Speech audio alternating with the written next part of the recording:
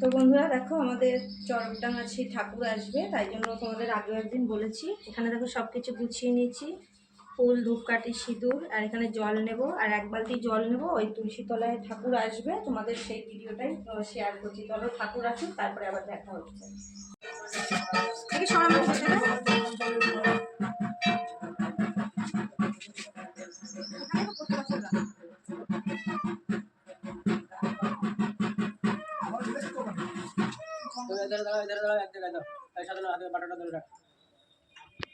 এদিকে আসো।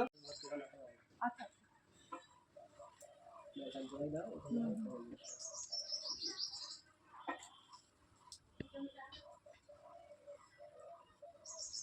নিচে ধরিয়ে দেবো। হ্যাঁ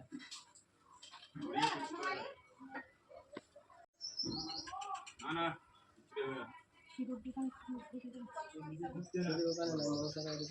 ওই পিছনে দুজনকে দাও। হ্যাঁ